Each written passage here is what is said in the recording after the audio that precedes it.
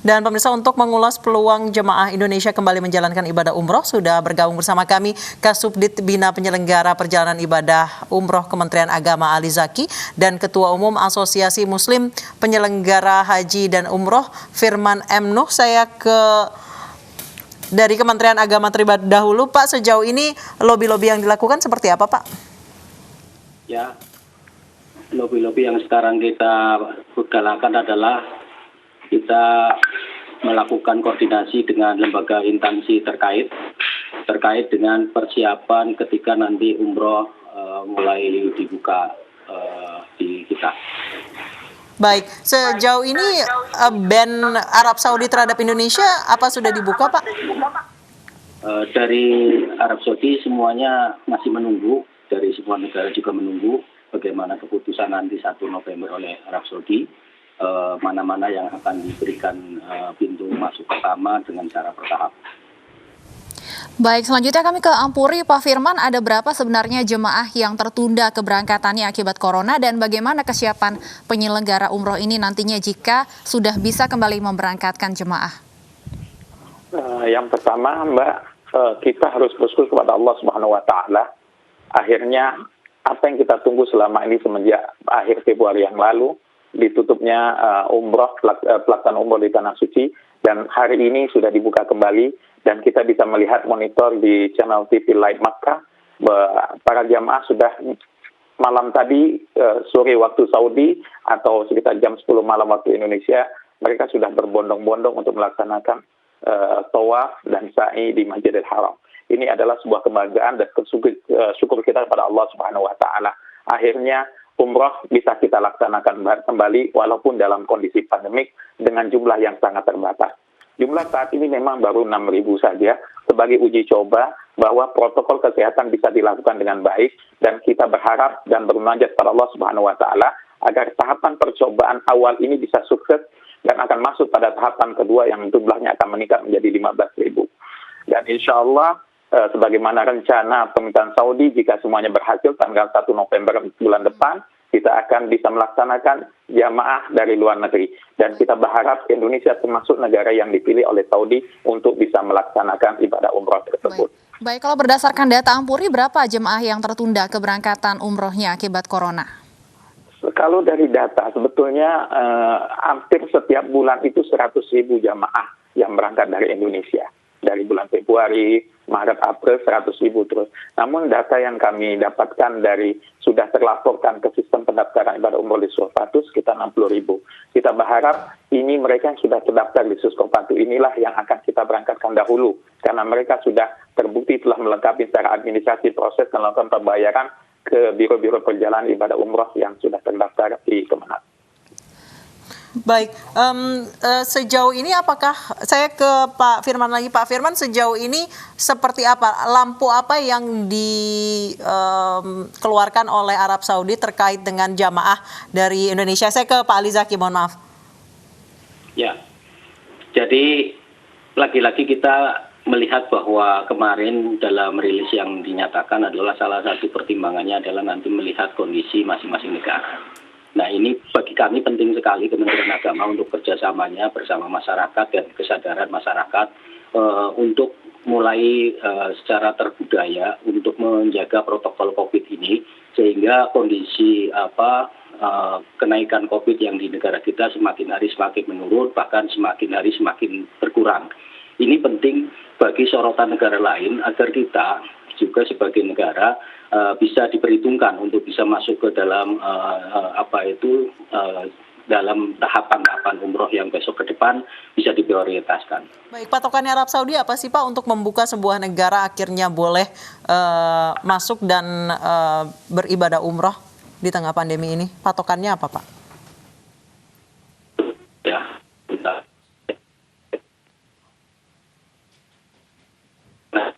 adalah kondisi COVID yang semua dunia ini mengakui semua, malah mungkin salah satunya daripada yang diperhitungkan adalah masalah COVID-nya. Baik Pak Ali, jika memang nanti sudah diperbolehkan untuk kembali memberangkatkan jemaah umroh ini, apakah nantinya akan penyelenggara umroh ini sudah boleh membuka pendaftaran atau akan diprioritaskan yang tadi puluhan bahkan ratusan ribu yang tertunda keberangkatannya?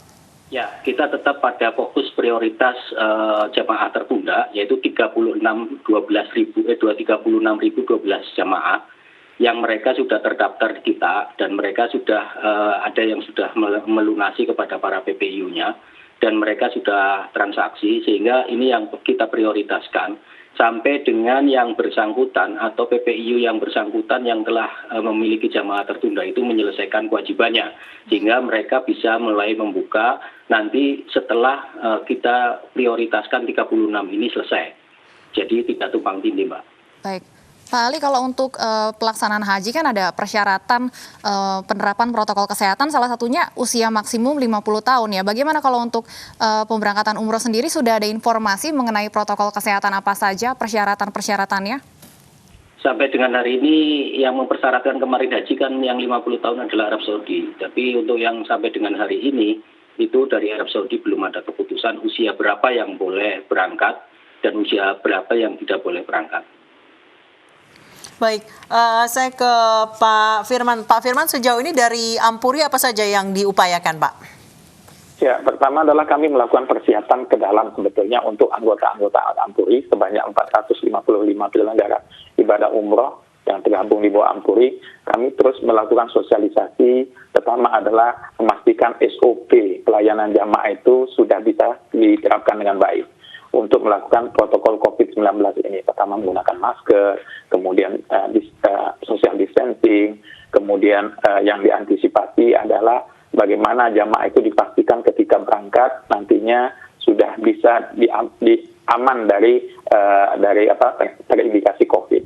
Karena kalau seandainya jamaah itu terbukti menjelang keberangkatan, kemudian terbukti bahwa dia terindikasi terindikasi COVID, tentu akan merugikan diri mereka sendiri, karena visa itu sangat terbatas, kuota juga sangat terbatas, kemudian biaya sudah dikeluarkan.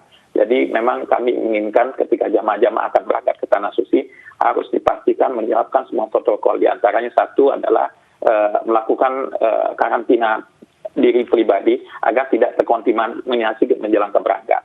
Ini juga perlu, dan kami sangat menunggu sebetulnya detail protokol akhirnya, karena itu semuanya asumsi-asumsi saja. Sekarang kami melihat euforia bagi penyelenggara bahwa umroh sudah dibuka dan sudah dilaksanakan, dan kami memonitor bagaimana pelaksanaan di lapangan. Rupanya saat ini di Saudi, mereka menerapkan 2 aplikasi untuk memastikan bahwa pelaksanaan ibadah umroh ini bisa dilaksanakan dengan baik, yaitu bersama aplikasi Tawakkalna. Tawakkalna adalah aplikasi untuk monitor tentang kesehatan, report-report kegiatannya, kondisinya, suhu badan, segala macam di aplikasi tersebut. Kemudian mereka masuk kepada aplikasi kedua, I'tamarna. Di aplikasi ini mereka akan mendapatkan jadwal kapan mereka bisa melaksanakan ibadah umroh masuk ke dalam Masjidil Haram. Dan bagaimana informasi yang kami dapatkan, rupanya setiap jamaah, karena jumlahnya terbatas, waktunya terbatas, ada waktu maksimal untuk berada di dalam Tanah Suci, melaksanakan di dalam Masjidil Haram untuk melaksanakan tawaf dan sa'i dan menunaikan ibadah umrohnya secara sempurna. Baik, Pak Firman, tadi terkait karantina sebelum keberangkatan ini menjadi mandiri bagi calon jemaah atau akan menjadi bagian dari tanggung jawab penyelenggara? Saat ini kami masih berasumsi akan mandiri. Saat ini akan menjadi mandiri karena yang belum kami ketahui adalah kepastian apakah ada karantina pada saat mereka tiba di Saudi Arabia. Itu juga menjadi kepastian kami, karena nanti akan berefek kepada biaya tentunya. Ya, itu dia Pak Firman. Dengan menerapkan protokol kesehatan, iya, dengan menerapkan protokol kesehatan, wajib cek kesehatan, swab test atau rapid test ataupun serologi yang diwajibkan kepada para jemaah tentunya akan menambah beban atau biaya. Apakah ini juga berarti ada penambahan biaya bagi mereka yang sudah membayar lunas yang seharusnya berangkat pada tahun ini, Pak? Ya, tentu bagaimanapun kami ini adalah sebagai penyelenggara pelayan. Biaya itu adalah dibebankan kepada jamaah. Kita berharap cuma jamaah semuanya sudah terdaftar dan membayar ketika umrah waktu normal kemudian ditutup waktu itu juga bisa memahami bahwa sesungguhnya akan ada perubahan proses, perubahan kos dan lain sebagainya. Di antara yang pertama adalah ada kenaikan tidak bisa kita nafikan. Karena per 1 Juli kemarin, Saudi Arabia sudah melakukan kenaikan biaya pajak PPN sebesar 10%. Yang kedua akan ada tambahan biaya-biaya lainnya, misalnya pertama adalah tentu harga tiket akan berubah karena kapasitas pesawat sebagaimana regulasi penanggalan COVID ini tentu tidak bisa 100%. Sebagai logikanya pasti akan ada kenaikan karena akupansi dalam satu pesawat juga berkurang. Begitu juga transportasi darat yang kami dengar informasi berkembang hanya 50% dari kapasitas. Dan kami belum dapat kepastian tentang bagaimana hotel. Apakah hotel bisa diisi lebih dari 2 orang satu kamar. Baik, Pak Ali, mungkin kalau berkaca dari pelaksanaan haji yang sudah dikeluarkan persyaratannya oleh pemerintah Arab Saudi, apa saja tambahannya protokol kesehatan atau persyaratan yang harus dilalui oleh jemaah? Ya, jadi persyaratan atau protokol yang harus dilalui oleh jamaah adalah pertama, sebagaimana yang sudah ada kemarin itu adalah tempat tinggal. Ya. Tempat tinggal itu nggak mungkin seperti normal.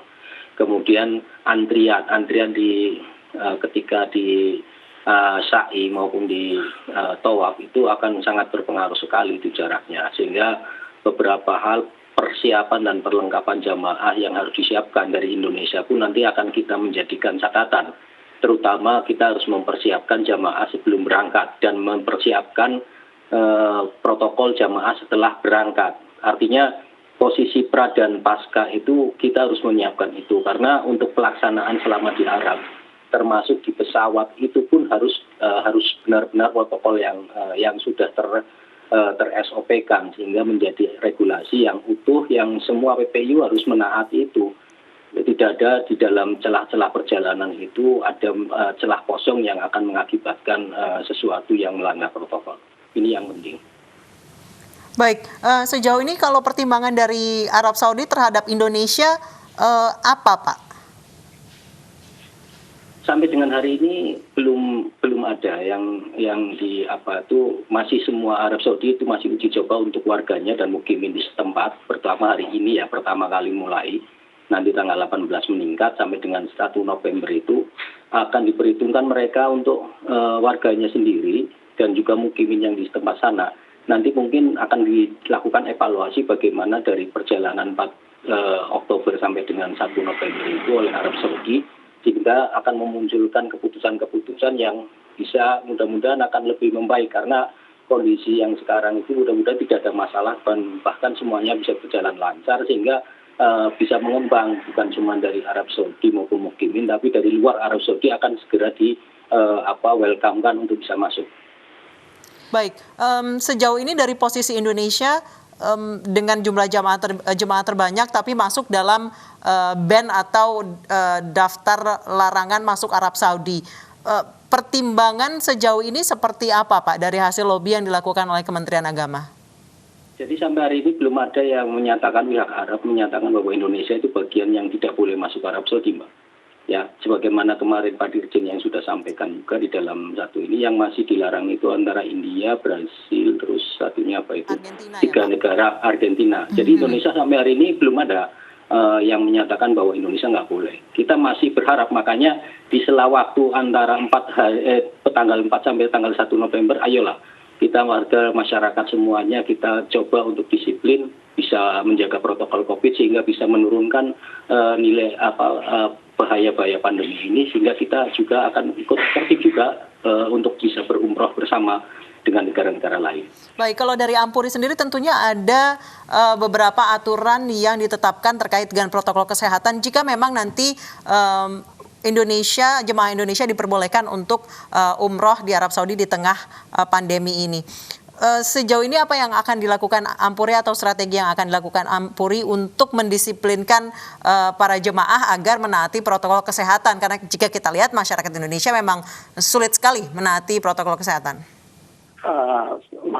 Ya, sebetulnya pertama adalah kami memiliki rasa positif yang kuat bahwasanya Indonesia tetap akan diperbolehkan untuk melaksanakan ibadah umroh. Kenapa? Karena saat ini sebetulnya penerbangan Indonesia Saudi telah berjalan. Intinya Indonesia tidak di-ban oleh mereka.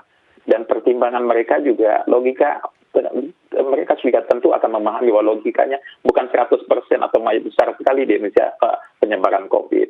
Dan mereka siapapun akan berangkat ke Tanah Suci lakukan yang saat ini berangkat, dilakukan proses pemeriksaan swab yang sangat ketat dan sebagainya. Yang kedua tentang protokol. Kami secara yakin 100% Ampuri dan seluruh penyelenggara akan siap memenuhi semua standar yang diinginkan.